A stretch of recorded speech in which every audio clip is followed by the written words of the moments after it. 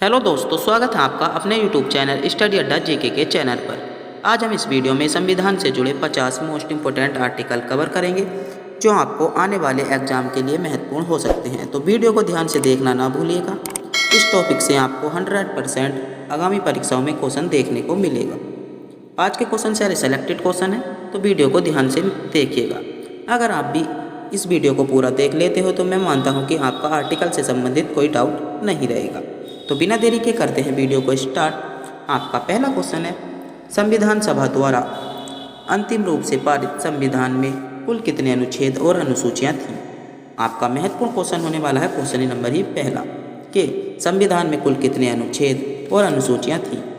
आपका इसका सही जवाब होगा ऑप्शन ए, 395 अनुच्छेद और 8 अनुसूचियां थीं। आपका ऑप्शन ए सही होगा।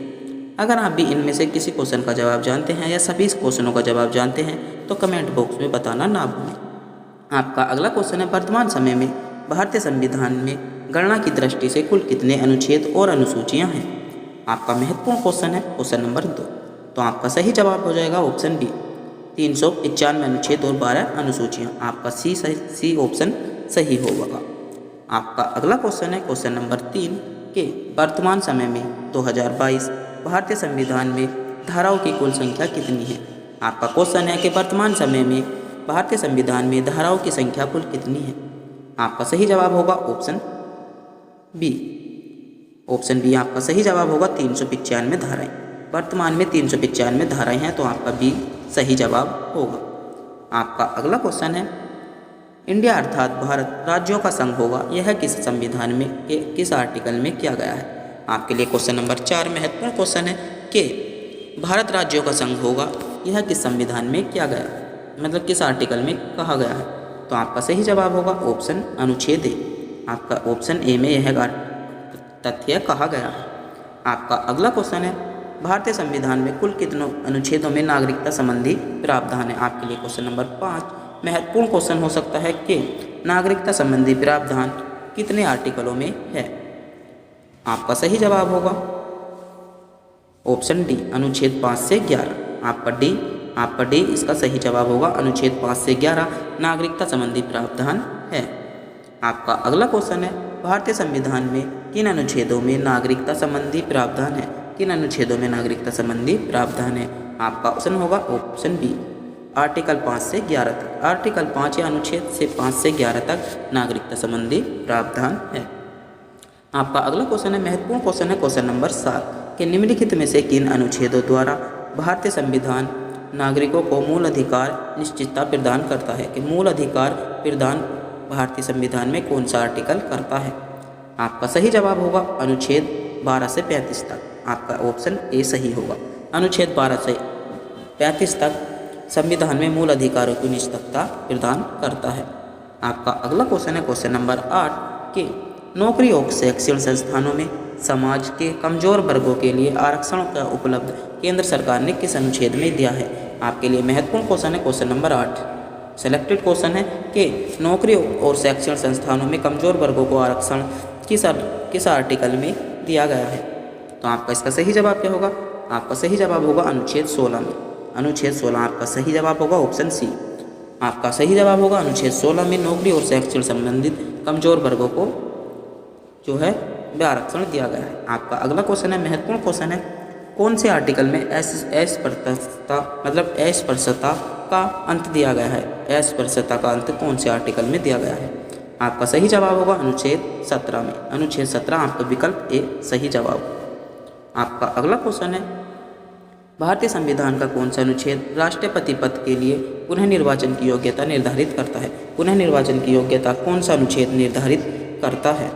आपका सही जवाब होगा ऑप्शन सी, अनुच्छेद 57। अनुच्छेद 57 में राष्ट्रपति के पुनः निर्वाचन की योग्यता दी है। आपका सही जवाब होगा ऑप्शन सी।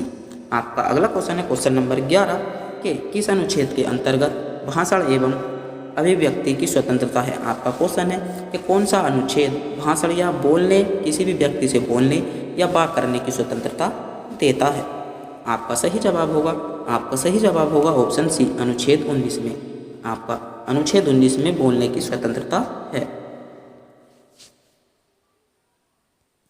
आपका अगला क्वेश्चन है, निम्नलिखित में से किस अनुच्छेद में प्रेस की स्वतंत्रता दी गई है। आपके लिए क्वेश्चन नंबर 12 महत्वपूर्ण क्वेश्चन है। इस क्वेश्चन को नोट कर लीजिएगा कि प्रेस की स्वतंत्रता किस आर्टिकल में दी गई है। आपका सही जवाब होगा 19 के पहले में।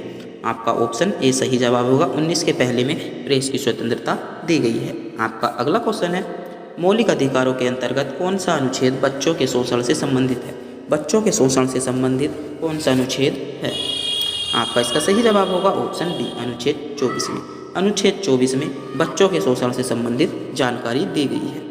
आपका अगला क्वेश्चन है, निम्नलिखित में से किस अनुच्छेदों में अल्पसंख्यकों के हितों में संरक्षण की व्याख्या है। अल्पसंख्यकों के हितों में संरक्षण की व्याख्या किस अनुच्छेद में दी गई है। आपका सही जवाब होगा अनुच्छेद 19 में, अनुच्छेद 29 में। अनुच्छेद 29 जो है वह अल्पसंख्यकों के विषयों का संरक्षण है। आपका हो सा है अल्पसंख्यक में कौन कौन आते हैं। अल्पसंख्यक में ईसाई धर्म हो गया, जैन, फारसी और जो पाकिस्तान से आए थे, इन धर्मों को अल्पसंख्यक वर्ग कहते हैं। आपका अगला क्वेश्चन है, कौन से अनुच्छेद के अंतर्गत भारत का सर्वोच्च न्यायालय नागरिकता के मौलिक अधिकारों की रक्षा करता है। महत्वपूर्ण क्वेश्चन है क्वेश्चन नंबर 15 के सर्वोच्च न्यायालय नागरिकता की रक्षा कौन करता है। आपका सही जवाब हो जाएगा ऑप्शन ए, अनुच्छेद 32। अनुच्छेद 32 की इस क्या है, सर्वोच्च न्यायालय नागरिकता के मौलिक अधिकारों की रक्षा करता है। और अनुच्छेद 32 को संविधान की आत्मा भी कहा जाता है। संविधान की आत्मा अनुच्छेद 32 को कहा जाता है। आपका अगला क्वेश्चन है क्वेश्चन नंबर 16। महत्वपूर्ण क्वेश्चन है कि भारतीय संविधान के अंतर्गत कल्याणकारी राज्य की अवधारणा निम्नलिखित में से किस अनुच्छेद में है। तो आपका सही जवाब होगा ऑप्शन बी, अनुच्छेद 29 में। अनुच्छेद 39 में, अनुच्छेद 39 में आपका बी आपका सही जवाब होगा। आपका अगला क्वेश्चन है क्वेश्चन नंबर 17।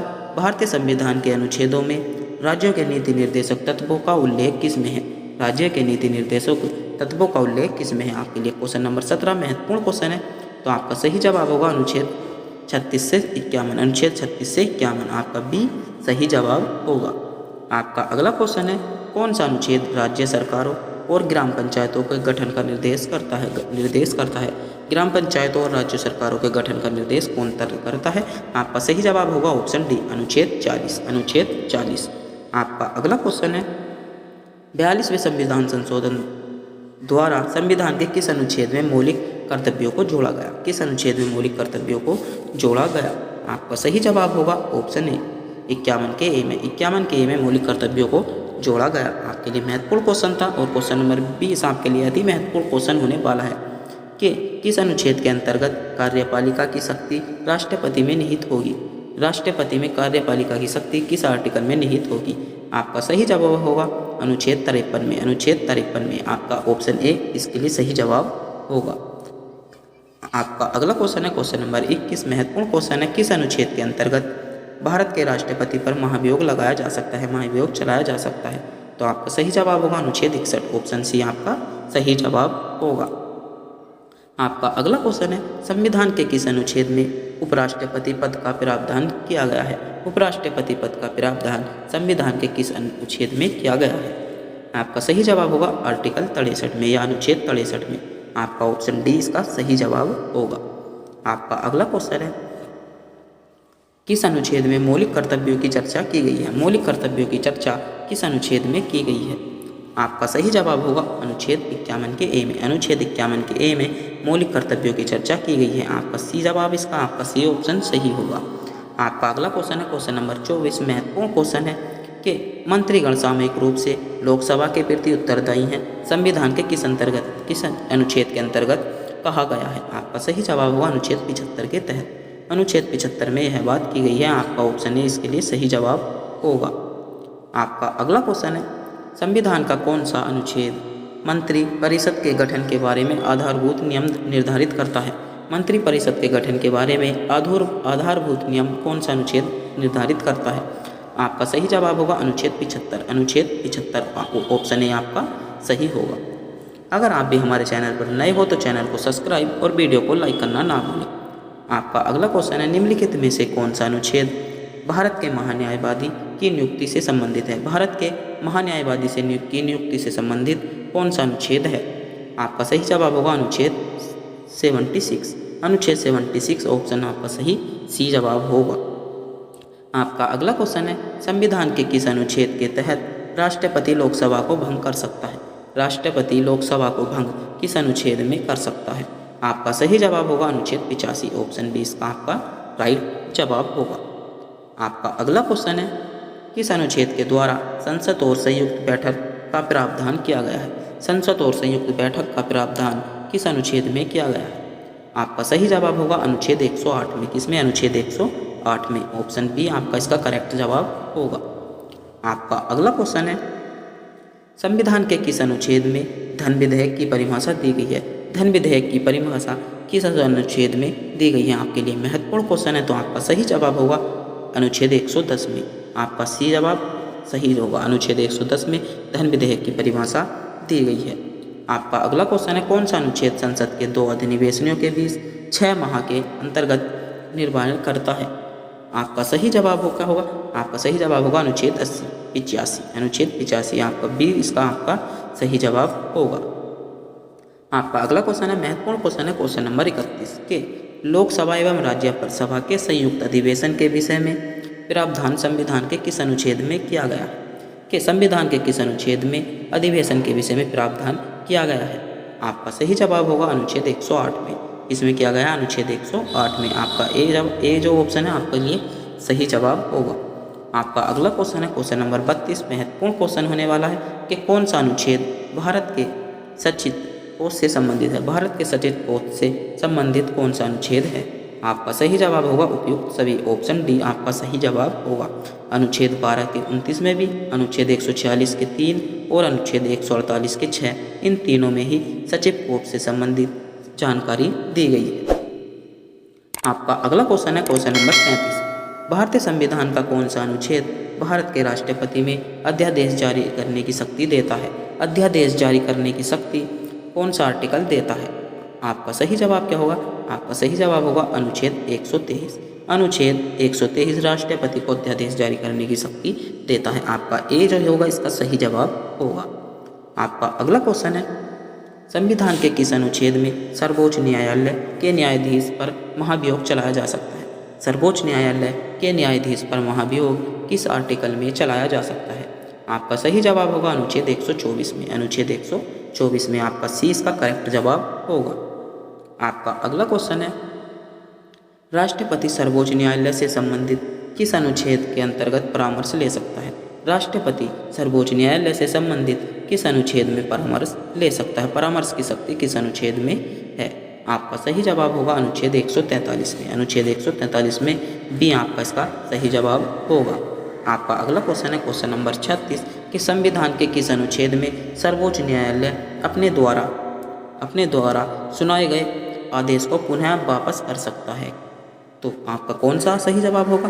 आपका सही जवाब होगा ऑप्शन बी अनुच्छेद 137 के तहत। ऑप्शन बी आपका सही जवाब होगा। आपका अगला क्वेश्चन है, क्वेश्चन नंबर 37 महत्वपूर्ण क्वेश्चन होने वाला है कि किस अनुच्छेद के तहत सर्वोच्च न्यायालय द्वारा तय किया गया कानून भारत के क्षेत्र के भीतर अदालतों पर बाध्यकारी होगा? तो आपका सही जवाब क्या होगा? आपका सही जवाब होगा ऑप्शन डी अनुच्छेद 141। आपका डी इसका करेक्ट जवाब होगा। आपका अगला क्वेश्चन है, क्वेश्चन नंबर 38 किस अनुच्छेद में सर्वोच्च न्यायालय और उच्च न्यायालय को न्यायिक पुनरावलोकन या रिवाइव की शक्ति प्रदान की गई है? किस उच्च न्यायालय को रिवाइव की शक्ति किस अनुच्छेद में प्रदान की गई है? आपके लिए महत्वपूर्ण क्वेश्चन है, तो क्वेश्चन नंबर आपका सही इसका उत्तर क्या होगा? ऑप्शन 32। आपके लिए ऑप्शन ए इसका सही जवाब होगा। आपका अगला क्वेश्चन है, क्वेश्चन नंबर 39 के भारतीय संविधान के किस अनुच्छेद के तहत अधीनस्थ न्यायालय तथा जिला न्यायालय का प्रावधान है? अधीनस्थ न्यायालय और जिला न्यायालय का प्रावधान किस अनुच्छेद में दिया गया है? तो आपका सही जवाब क्या होगा? अनुच्छेद 233 में। अनुच्छेद 233 में अधीनस्थ न्यायालय और जिला न्यायालय का प्रावधान दिया गया है। क्वेश्चन नंबर 39 आपके लिए महत्वपूर्ण क्वेश्चन है। आपका अगला क्वेश्चन है, क्वेश्चन नंबर 40। इस क्वेश्चन को आप नोट कर लीजिएगा कि भारतीय संविधान का कौन सा अनुच्छेद संवैधानिक प्रावधानों की संसद सदस्यता और विधायक द्वारा बनाए गए नियमों कानूनों को प्राथमिकता प्रदान करता है? कि विधायिका या संसद द्वारा बनाए गए नियमों को प्राथमिकता कौन सा अनुच्छेद प्रदान करता है? तो अनुच्छेद 245। आपका सही जवाब होगा इसका ऑप्शन सी। आपका सही जवाब होगा। आपका अगला क्वेश्चन है, क्वेश्चन नंबर 41 महत्वपूर्ण क्वेश्चन है कि किस अनुच्छेद के तहत केंद्र के पास गैर विशिष्ट शक्तियाँ हैं? कि किस अनुच्छेद के तहत केंद्र के पास गैर विशिष्ट शक्तियाँ हैं? तो आपका सही जवाब क्या होगा? आपका सही जवाब होगा अनुच्छेद 248। 248 आपका 20 का सही जवाब होगा। आपका अगला क्वेश्चन है कि राज्यों द्वारा प्रार्थना करने पर भारत की संसद उन राज्यों के लिए अनुच्छेद के अंतर्गत कानून बनाएगी। किस अनुच्छेद के अंतर्गत संसद उन राज्यों के प्रार्थना करने पर कानून बनाएगी? आपके लिए क्वेश्चन नंबर 42 महत्वपूर्ण क्वेश्चन होने वाला है। इस क्वेश्चन को नोट कर लीजिएगा। तो आपका सही जवाब क्या होगा? आपका सही जवाब होगा अनुच्छेद 252। अनुच्छेद 252 में आपका डी इसका सही जवाब होगा। आपका अगला क्वेश्चन है क्वेश्चन नंबर 43 कि कौन सा अनुच्छेद संसद की राज्य सूची के विषय के संबंध में कानून बनाने का अधिकार देता है? कि राज्य सूची के विषय में संबंध बनाने में कानून बनाने का अधिकार कौन सा अनुच्छेद देता है? आपके लिए क्वेश्चन नंबर 43 महत्वपूर्ण क्वेश्चन है। इस क्वेश्चन को आप नोट कर लीजिएगा। तो आपका सही जवाब क्या होगा? अनुच्छेद 249। 249 आपका सही जवाब होगा। ऑप्शन डी इसका सेलेक्टेड आंसर है। आपका अगला क्वेश्चन है कि कौन सा अनुच्छेद संसद को अंतर्राष्ट्रीय समझौते को लागू करने के लिए विधि की शक्ति प्रदान करता है? विधि निर्माण की शक्ति कौन सा आर्टिकल प्रदान करता है संसद को? आपके लिए क्वेश्चन नंबर 44 महत्वपूर्ण क्वेश्चन है। तो इस क्वेश्चन का जवाब आपका सही जवाब होगा अनुच्छेद 253। आपका बी इसका सही जवाब होगा। आपका अगला क्वेश्चन है क्वेश्चन नंबर 45 भारतीय संविधान के किस अनुच्छेद में केंद्र राज्य के प्रशासनिक संबंध उल्लेखित हैं? कि केंद्र और राज्य के प्रशासनिक संबंध उल्लेखित किस अनुच्छेद में है? क्वेश्चन नंबर 45 आपके लिए महत्वपूर्ण क्वेश्चन है। आपका सही जवाब होगा अनुच्छेद 256 से 263।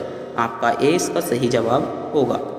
आपका अगला क्वेश्चन है क्वेश्चन नंबर 46 कि किस अनुच्छेद के तहत केंद्र सरकार और राज्य सरकारों को निर्देश दे सकती है? कि केंद्र सरकार राज्य सरकार को निर्देश दे सकती है, यह किस अनुच्छेद में किया गया है कि कहा गया है? आपके लिए 46 महत्वपूर्ण क्वेश्चन है। तो आपका सही जवाब क्या होगा? तो अनुच्छेद 256 या आर्टिकल 256 आपका सही जवाब होगा। ऑप्शन सी विकल्प सी इसका सही जवाब होगा। किस अनुच्छेद के अंतर्गत अंतर्राष्ट्रीय परिषद का गठन का प्रावधान है? अंतर्राष्ट्रीय परिषद के गठन का प्रावधान किस अनुच्छेद में है? आपके लिए महत्वपूर्ण क्वेश्चन है। तो आपका सही जवाब क्या होगा? ऑप्शन सी 263 में आपका ऑप्शन सी इसका सही जवाब होगा। आपका अगला क्वेश्चन है किस अनुच्छेद के अंतर्गत वित्त आयोग के गठन का प्रावधान है? वित्त आयोग के गठन का प्रावधान किस अनुच्छेद में है? आपका सही जवाब होगा अनुच्छेद 280 में। ये आपका इसका सही जवाब होगा 280 में। आपका अगला क्वेश्चन है क्वेश्चन नंबर 49 महत्वपूर्ण क्वेश्चन है कि किस अनुच्छेद में बताया गया है कि संपत्ति का अधिकार संवैधानिक अधिकार है? संपत्ति का अधिकार संवैधानिक अधिकार है, यह किस अनुच्छेद में बताया गया है? आपके लिए क्वेश्चन नंबर 49 महत्वपूर्ण क्वेश्चन होने वाला है। तो आपका सही जवाब होगा अनुच्छेद 300 के कै में। आपका डी इसका सही जवाब होगा। अनुच्छेद 300 के कै में इसका जिक्र किया गया है। आपका अगला क्वेश्चन है क्वेश्चन नंबर 50 महत्वपूर्ण क्वेश्चन है कि भारतीय संविधान का कौन सा अनुच्छेद नई अखिल भारतीय सेवा की स्थापना प्रदान करता है या प्रावधान करता है? नई अखिल भारतीय सेवा की स्थापना प्रदान कौन सा आर्टिकल करता है? आपका सही जवाब होगा आर्टिकल 312। आपका सही जवाब होगा इसका। तो आपका ऑप्शन बी इसका सही जवाब हो जाएगा। अगर आपको ये वीडियो अच्छी लगी हो तो वीडियो को लाइक और चैनल को सब्सक्राइब करना ना भूलिए। हर रोज़ कुछ यूनिक और कुछ नया पाने के लिए आपको यहाँ हमारे प्लेटफॉर्म पर रोज़ हर शाम 8 बजे वीडियो मिलती है। तो इस टाइम आप आकर हमारे चैनल पर वीडियो देख सकते हैं। तो तब तक के लिए मिलते हैं अगली वीडियो में। Thank you so much.